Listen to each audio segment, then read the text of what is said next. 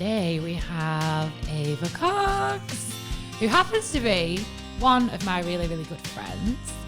So you're on Pornhub or whatever, but obviously you go to Asda. Or whatever. Or Brazzers, whatever, you know. I don't know them You know, Hells. I know, I'm just really rubbish at remembering stuff now. You know that. So you obviously go to Asda and you go to like the pasty shop and stuff. I knew you'd say the pasty shop. I love a pasty. So do I. But do you get recognised in these places, and what does that feel like? So you're there buying your steak slice. And I think I've had like quite a few times where I get recognised quite a lot.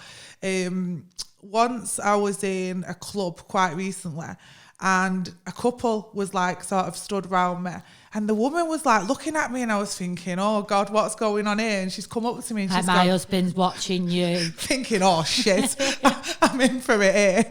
And she come over and she was like, me and my husband watch your pornos. And I sort of went, oh right, thanks. And then I thought, what do you say? I really don't know what I'm about to say next. So I was just like... Yeah, because you're like Ava, like obviously she is one of my good friends. She's super polite, but you are quite people think that you're quite a boisterous kind of in-your-face character, and she's absolutely not. She's actually such a sweet, kind of timid, polite person, aren't you? So I can imagine you in that situation. I was kind sweating, of thinking, Helen. like, I can imagine. Sweating. I can imagine. Sorry, I interrupted you. So, what did you say when she like said all this? Like that she just sits said, at home homing in on your boobs and your other bits. She was just like, we've learned so much, and I was like, oh right. And half of me was thinking, should I say what have you learned, or should I just say I need a wee? Like I didn't know what to say. I was just like, oh where's my God. get out of jail card? Yeah. It's like looking around for my mates, thinking, where have they gone now? See, I'd have been good. Yeah, you would. I you could would have been the mediator in this situation. Helen like this. Hang on a minute. Let me just step in. What exactly have you learned? I'd like to know. Imagine. But that's quite right. That's quite admirable that a couple that have come over and actually spoke to you. Yeah, definitely. Because it is a personal thing, especially for, obviously you've got your guys at home and on the coffee breaks and, you know, doing whatever. But for a couple to come over and actually talk to you, that's probably them saying, correct me if I'm wrong, that you've spiced their sex life up. Yeah, definitely. It was, it was nice for the woman to come nice over. Thing, yeah, it was nice. I mean, there's been the odd time in Tesco where I've been on like the bread aisle, and honestly, stop laughing. I was on the bread aisle too near the baguettes for you. Shut up, you. Actually, I was Stay away from them tiger bread. I was going to say, I was looking for tiger bread. My favourite. And I was just like in my own little world. And then these three guys I seen them at the corner of my eye walking past. And then I just heard dead loud, there's that girl from Fake Taxi. And I just thought, oh, I'm dead. I'm dying. And like there was an old woman stood next to me and she just looked at me as if to say, what the bloody hell's Fake Taxi? I just threw the tiger bread down and ran off. I was mortified. Oh, no, I think it is like, that is weird, that side of it, because you're a performer. Yeah. That's exactly what you are. It is acting. Yeah, I think when people see me and, they see me in the street and stuff, they've seen all my movies. So in my movies, it's like, I always say go hard or go home. So it's a big performance that I put on. And I think people see me and think that I'm going to be like this. Pun intended, big. Massive. Sorry. All right. And I think when people see me, they think I'm going to be like this dead loud, like in your face. And well, people say that to me. Yeah. Because obviously your Instagram's very out there. Yeah. Your Twitter's not as out there, is it? But obviously people that I meet that then know that me and you are friends are like, oh my God, what's she like? I can imagine her being like dead light. And I'm like, she's nothing like that. She's like literally nothing like that. Brings me on to my next point. Like, we won't just constantly talk about stigmas because that sounds like the downside of it. But do people actually think, I know what you're like put in your personal life. I know that, holding down a relationship isn't something that you've been very fair in the respect that you haven't taken on a relationship or had children. And I had nothing against porn stars that have children. Good for them. I think anyone in the sex industry, anyone in the porn industry, if they've got children, it's entirely up to them. But you've chosen not to have children. Is it for that reason? I mean, I think, like you said, everyone's entitled to their own opinions about when porn stars have children, when people in the sex industry have children. Me personally, I chose my career. So I, as a porn star, don't think it's acceptable to shoot a load of porn and on one picture on your social media you're doing all sorts with a performer, and then on another picture you're taking, you've got pictures of your children on the birthday party. Like, there's just a cut-off line, and a lot of people do have kids and that's up to them. My personal opinion is I chose to have my career, and I wouldn't want to bring a child into an industry when you're still active as a porn star. It's just not fair on the child. It's difficult because I know you'd be a great girlfriend. I know you'd be a great wife. The best. I know you'd be. I saw you with your dog Capone, and if you were anything like that with a kid, then the kid would be the luckiest kid on earth. But I think that's like, people forget that someone in your industry has feelings, has emotions. You have a life outside that work. So you're a porn star, but are you addicted to sex? No, not at all. I mean, at the end of the day, I am a porn star, but I chose to do porn it's a business. At the end of the day, it's like anyone who's got a job. If you want to go far in your business, you've got to know your business. And with me, I'm a brand. So everything I do to make more money, number one. Like, you've got to be in it to win it as far as I'm concerned. And you've got to know your business, and you've got to know your power and your reach. And, I've been really, really lucky that I've got a lot of followers, and I've got people like porn fans. They're like cult fans. They sort of follow you wherever you go. And that's quite unheard of in like normal social media girls. Like, you've got your bloggers, you've got your influencers. Like, my fans, it's crazy. They follow me from all different countries. Like, one of my highest following on my Instagram is Mexico. But yeah, I mean, like I said, you've got to know your business. And for me, I'm really lucky. I've got a great management team. I've picked all my staff myself.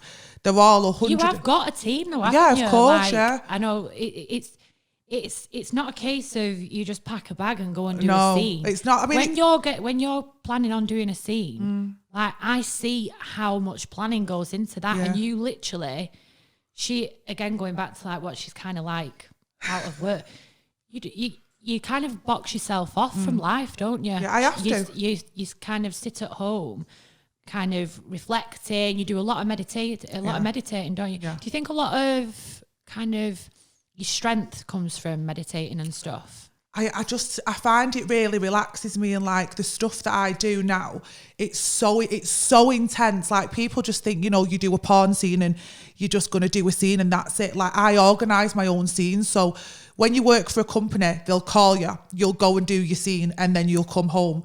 Yeah. Whereas with me, I do all my own shows now. So I've got a production team, an editing team. Can you explain, just because this is like alien to both me and everybody watching, I'm sure, unless you're a porn star yourself.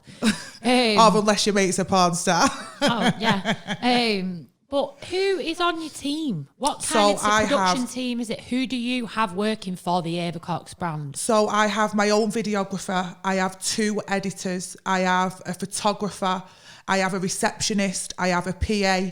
And I have a social media management team, and that's 3 people on there as well. So I've got a big team around me. You need to tell your receptionist to start answering the phone to me. Don't. She sees me ringing, she's like, no, I won't mention it. Busy babe. No, I'm joking. So yeah, it's like, when I do my shows now, I've got to get, so say I choose a stud and I choose another girl to work for me. A stud? Yeah, well, that's what they're called, studs, male performers. Sounds like a Staffordshire Bull Terrier. They've got to be good studs, haven't they? Else you're screwed. Do you know what I mean? It's called a stud. Yeah. It's like it's just like you said, like a breeding machine. It is. It's called Billy the Bull. But so obviously I have to sort the girls' travel out, sort out the performers' travel, and make sure they get the certs done within 24 hours, because I won't shoot with anyone without... Explain. So I know what so cert is. So when you work in porn, you have to have your certs done every 2 weeks, which tests you for chlamydia, gonorrhea, HIV, hepatitis, all your sexually transmitted diseases every 2 weeks. And then you have to have a PCR test, which is an early indication of HIV. So you have to have that done every 2 weeks. But because I don't shoot that much anymore, I tend to do all my own productions. So I say to the performers, I will not shoot with anyone with the cert has to be within 24 hours. Because I don't want to shoot with someone who has shot with 3 other girls, because the certs last for 2 weeks. Right. So I don't want that. There's just no point. I don't need to do it, and I won't put my body through it. Right, okay. What is a normal day in a porn star's life? From start to finish. Mine is just, every day can change. I mean, today so this morning I had to get my makeup done. I had a photo shoot this morning. I've come here to see you.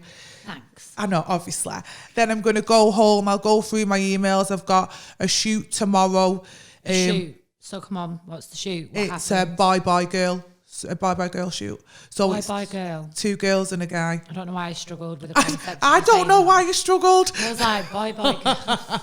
So when you do your scenes, like a typical day of a scene, you'll go on set, you'll sign your model release forms, you'll show everyone your certs, you'll do your IDs. After you've done your IDs, you'll do your acting for the scene, which I'm terrible at. Like I always say, honestly, I'm so bad, Hells. Like, you know how bad I am. I proper start stuttering, I'm shit.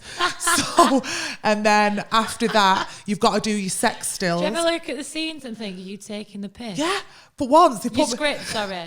But once they put me as a mute, I was buzzing. A mute? So you didn't have to talk So I didn't have to talk at all. But sometimes... I'm surprised you struggle with that, really. No, piss off. No, but I could never do that role. But then other scenes, they give me like a proper full script. Like we did a scene called Coronation Street, which was a spoof of Coronation Street.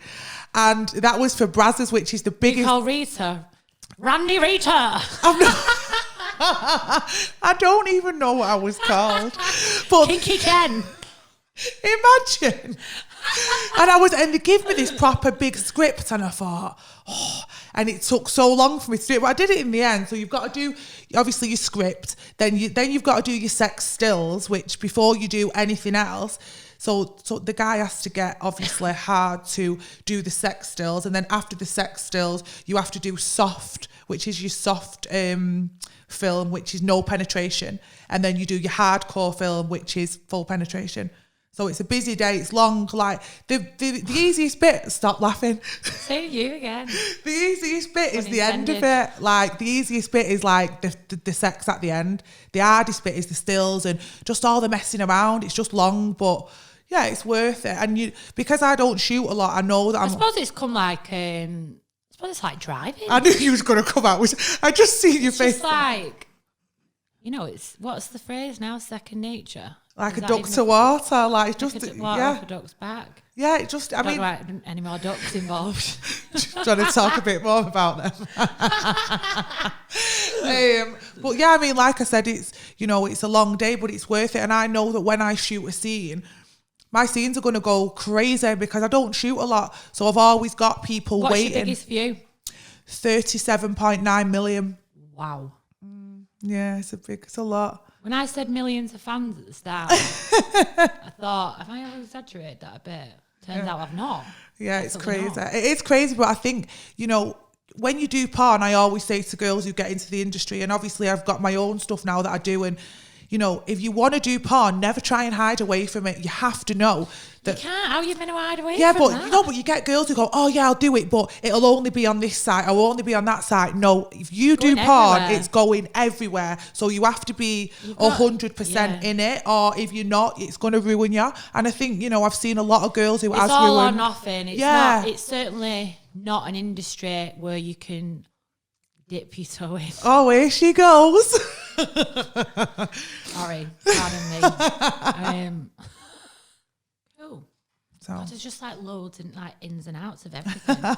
So would you say so there is highs and lows? Yeah. Being in the porn industry. I mean, I think a lot of people think that everything in porn is low. I completely disagree. I think that's the annoying, it's a stigma. It's a stigma of like it's almost like, I hate it. Like, I've been on that receiving end of people kind of like feeling sorry for you, almost like you've ended up in that industry. Yeah. You have not ended up in the industry. No. You've not like... And this is the thing, I think, you know, I've got a lot of admiration off a lot of the other porn stars and people that I work with, because, you know, I have done really, really well, like, touch wood, I don't want it to end, but like really well in what I've achieved. And I think the reason why I have done so well is because, you know, I treat everyone the same. I would never take the piss out of anyone. Everything I do, I'm honest, and you know, I think that's why people like working with me. Yeah. But that's like you in normal day life, isn't it? But I think a lot of people, when they work for companies, they get sold a dream. Like people, I can make you a superstar, I can make you this. Like, it's rubbish. Yeah. And some people, some young girls who get into the industry, they'll start thinking that, and that's when people get exploited. Have you ever regretted anything since, obviously, from the start of you doing this? Has there ever been any occasions where you're like, reflecting on it, why the hell did I do that? Do you feel like you've been exploited in any way, shape or form, or is it just been a learning curve? Like, do you know what? No, hand on heart, no, I don't regret any scenes that I did, because I've always been, from the very start when I started porn, I've only worked for the best companies in the world. Yeah. Like my first scene was shot with the biggest company in Europe, DDF. That was my first scene. That's unheard of for girls to get a job like that. Guys, if you want to see it. You want to see it? Have a little look. No, don't. I don't like the way I look. The other ones are better. I do put on a great scene though. So, even I don't know this. How did you end up? How does someone just wake up one morning and, you know, a star is born? Thinks I'm going to be a porn star. Yeah. A star is born. Yeah. You're going to make that now. I am, to be fair. Hashtag a star is born. Thanks, Hells. Go on. So basically, I was doing glamour modelling for quite a long time, and I've always, like, sex intrigues me. It massively intrigues me. And I was having sex with a guy who I've never really watched loads of porn, and he loved porn, and sort of like, we used to watch it together, and I thought, I could well do that. So I woke up the next morning and I thought, right, Google, how do I become a porn star? Did you actually Google I actually Googled it, nothing come up. That was rubbish. Don't ever Google how to be a porn star. Rubbish comes up. So anyway, Google that now. One of my friends who was really, he did a lot of webcam stuff for other girls who used to run their sites. And he knows a lot of like porn companies, which I had no idea about.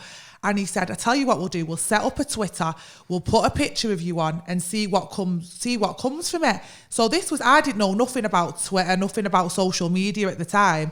So we set it up, and within like 24 hours, I had DDF, the company who I told you about, who I first shot for.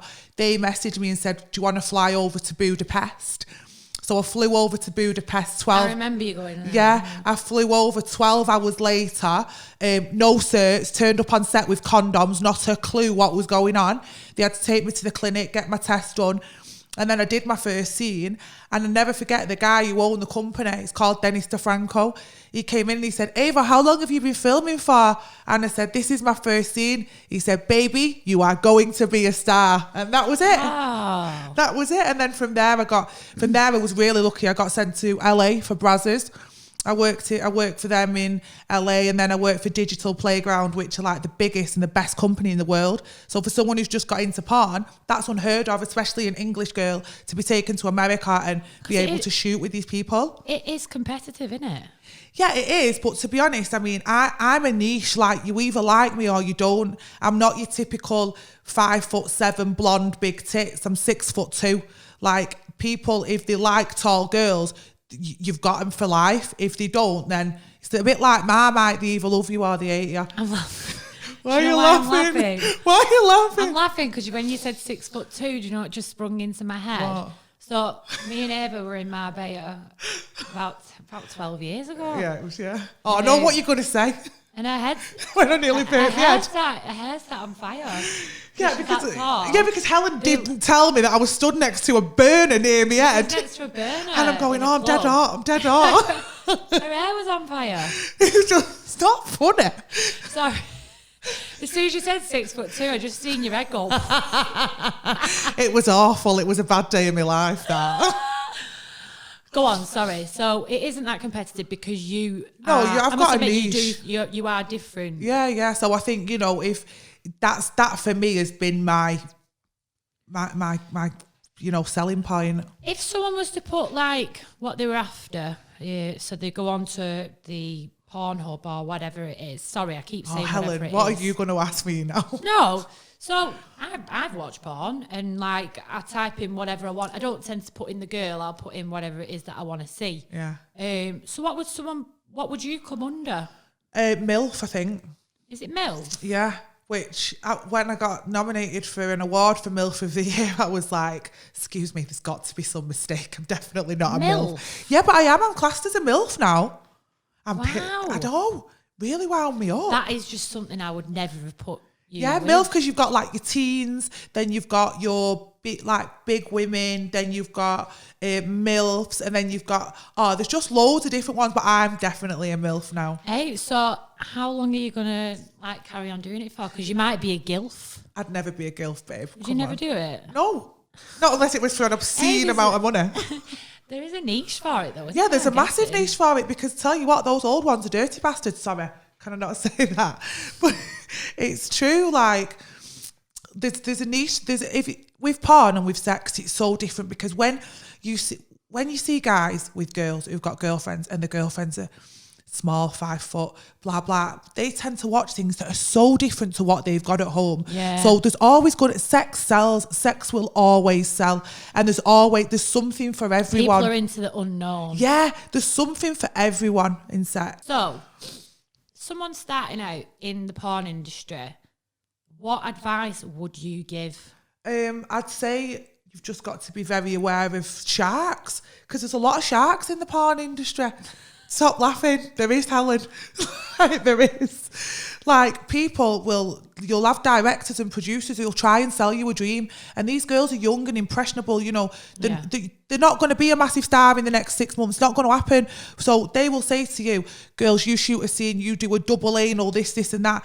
Like, for your scenes and what you do, I hold out for every scene. But I didn't do an anal scene up to 4 years of being into the business. I could have done one on my first scene, but for what? You hold out for the most amount of money for an exclusive for a company that's going to boost you as a brand. Would you say start off? How would you say start off? I'd say start off girl. Go? I'd say start off girl, and then and move up. And the way to be a successful porn star, I have been lucky because I got there right at the right time when Twitter was taking off, when Instagram was taking off. Like now, as a performer, if you've got your followers, you can demand like what you want to do and what scenes you want to do. You don't need to bow to anyone's whistle. Whereas these new girls, they will do that because companies make their name. Yeah. So I'd say only work for the best companies in the business, and that's easy to find out. That's easy. Important thing, especially with what's going on in the world today. Like mental health is like a massive thing. Do you think? I know you're headstrong. I know you're great. Yeah, you are quite an anxious person at the same time, but you're very good at what you do, and you're very good at switching off when it comes to work.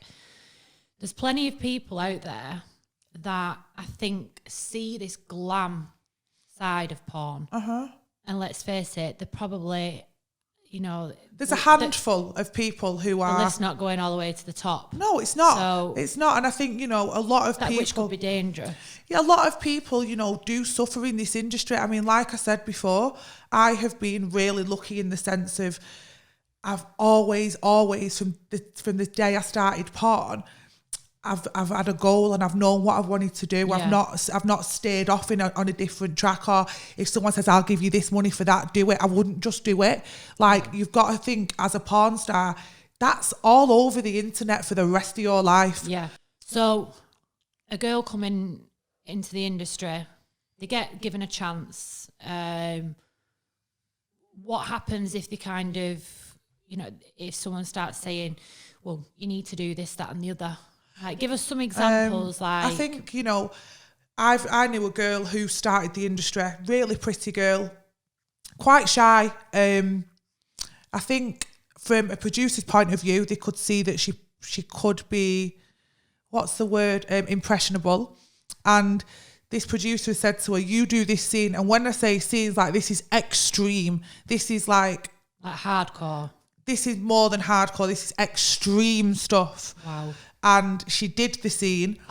And about 2 weeks later, she got like trolled on Twitter for it because it wasn't shot very well. It wasn't good angles. It just wasn't a good scene. And this girl just, like, I've seen her go from up here to where she crumbled. And it's sad. Like, mental health is massive in porn. 3 girls who I know have committed suicide in porn, which is like one from. Well, there was a really famous girl in America called August M. She was stunningly beautiful. 21, young performer, had the world at her feet, and she got trolled so bad on Twitter. She took her own life. So, I think... I did see that. Yeah. Was that because she wouldn't... do the gay thing, the crossover. So what happened there was she didn't want to work with a performer who'd crossed over from gay porn into mainstream porn. It's entirely up to you. But she got loads of hate off. Oh, it was really bad. And, there's a lot of girls who take their own lives, and, it's so sad to think, to be that low and think, oh my God, I don't want to be here because of my work. Yeah. Like, it's not. But it's not actually I get really frustrated with how the public react to things. And I just think, as someone in your industry, it's almost like people think you become public property because you do porn, because you're on TV, because you're in a newspaper or whatever. Right. So where do you think the industry's going to go? Where do you think it's going to end up? Do you think there is a future for porn? Is it going to get bigger? Is it going to, become less of a taboo subject? What? I think there's always, like, sex sells. It's the oldest profession in the book, and you will always make money from sex. In terms of the porn industry, what is coming through now, you've got your OnlyFans, you've got Admire Me, you've got your premium Snapchats. These are all areas where girls, i.e. performers like me, can go onto these platforms, sell their content, and they're getting paid quadruple more than they're getting off a porn set. So you make more money selling all your own content. When I started, you needed a company to boost your name. Now you can do it yourself. If you do it properly, you can do it yourself. I've told you. I've been telling you this for years. I'm too much of an angry person. I'm like, not today. Could get you on a lifting scene somewhere. I'm joking. Oh, so more importantly, excuse me, and it being all about you, what is the future for you? Because I know you're doing what I touched on before, the sex parties. Yeah. Something that I'm find fascinating. I've been to Killing Kittens myself, but when I was writing, when I was a columnist. I remember when you went there. Yeah. Yeah, it was horrible. I remember. I turned the heating up and just ate oysters all night. Sat there on the bar like that. It was bizarre. It was a really bizarre thing. But from what you've obviously told me in the past, can you tell the viewers a bit about sex parties? Because this is your future. Really, isn't it? So I think, obviously, sorry, excuse me. Sorry, just cut that there. Don't. Oh, stop. So I think in terms of performing, I'll always perform, and as long as I have an audience, I'll perform till when I'm happy to stop performing. Like, I never want to put, I'm going to stop in 2 years, I'm going to stop in 3 years. It is what it is. I'll stop when I want. What I really want to do now, obviously, I've got my brand Live Bunny. Then I also have my sex parties, which I do in Marbella. I do quite a lot of them in Talk to us. What happened? I do a lot of them in Belgravia. We hire out an amazing mansion in Belgravia. We have 2 floors. This is with another business partner. We have valet parking. We have a harpist, A harpist? A harpist. Like, baby, it's a posh event. I know, I'm just thinking of what's going on there, and then exactly. But so what happens when you get there at the start? Obviously, people are a little bit, who's going to go first? Who's going to make the first move? Do you need any glass collectors? I've told you to come. And literally, so you've got the harpist playing, you've got the people walking around with canopies. It's a plush event. They're paying a lot of money to come to it. And, how much are we talking? It's 2,000 a couple. 2,000 a couple. What if you come on your own? You can be on my VIP house. You can be on my VIP. We only have, 20 couples there, and what they get up to, I love it. It intrigues me. I love stuff like this. I mean, my business partner was going, darling, you have to get this glory hole wall out of the house before it goes daylight. Like, oh my God. Like, it's crazy, the stuff. Do you have any rules? Well, so no. Some couples come, so a couple turns up at this sex party, they've never been to one. Yeah. There's no rules and regulations. Well, no, I mean, this is with sex parties, it's all consensual. So, if someone said no means no. It's not like there doesn't really need to be any rules. I mean, when it comes to like dirty things, then I'm like, I draw the line, maybe do all that in the bathroom. But like other things, don't do that on the worktop, Greg. It's true. We slice the cucumbers there. True. But like, I love my sex parties, and I really feel that... Do you get involved? No, I just host them. But I feel that sex parties are a massive... Like, I love everything about sex parties. I love everything about going there with someone who... I mean, sometimes people go there with the wives who they've been together with for years. Sometimes, I love that. Sometimes there's a guy who comes in every week and he has a new wife every week. And he says, Ava, darling, meet my wife. And I've met about 3 different ones a week. And I go, oh, hello, nice to meet you. Heard all about you. Yeah. But, it's what people pay for. And I think to be able to run a sex party and to be able to run it, the way we run it, I'm very lucky, and I don't take any of it for granted. It's something that I've always wanted to do. The clients that we get are amazing, and I'm in a really good place at the moment. I just want it to go a little bit further. I'm thinking I want to go to Italy and do some over there, Italian studs, and maybe Paris as well. That's my next move. So the city of love. Yeah, I think it'd be good there. No, it would. It would. Ava, thank you so much for coming on. It is a big deal for you to come on and sit down and actually go into all the ins and outs of this because, like I said at the start, you're a performer and a lot of your job is about acting. So I really am grateful that you've sat down and you've covered all the porn grounds that are out there, and hopefully you've answered a lot of questions that people watching are sat there thinking, what is the porn world all about? I hope so. And thank you for having me on your show. And You're I welcome. wish you the best of luck with it. Thank you, babe.